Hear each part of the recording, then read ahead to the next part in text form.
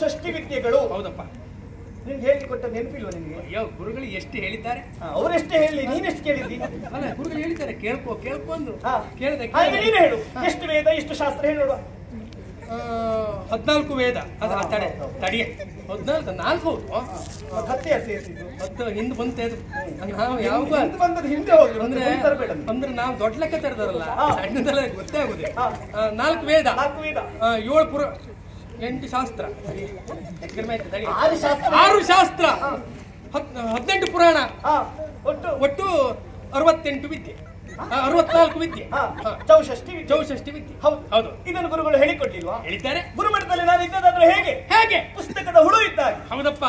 ಒಂದು ಪುಸ್ತಕ ಒಂದು ಪುಟದಲ್ಲಿ ಏನು, ಮತ್ತೊಂದು ಪುಟದಲ್ಲಿ ನಾನು ಅರ್ಧ ಅರ್ಥ ಏನ್ ನೀನ್ ಹೇಳಿದ್ದದು.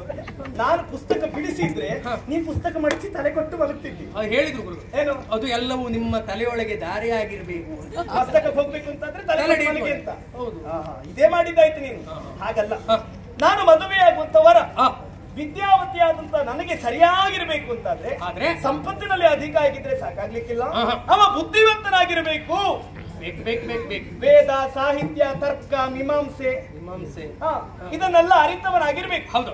ಅರಿತದ್ದು ಸತ್ಯವೂ ಸುಳ್ಳು ಅಂತ ಗೊತ್ತಾಗಬೇಕು ಅಂತಾದ್ರೆ ಆದ್ರೆ ನಾನು ಕೇಳಿದ ಪ್ರಶ್ನೆಗೆ ಯಾವಾತ ಧೀರತೆಯಿಂದ ವಾದಿಸಿ ನನ್ನನ್ನು ಗೆಲ್ಲುತ್ತಾನೆ ಅವನನ್ನೇ ಪತಿ ಎಂದು ಸಮ್ಮತಿಸು.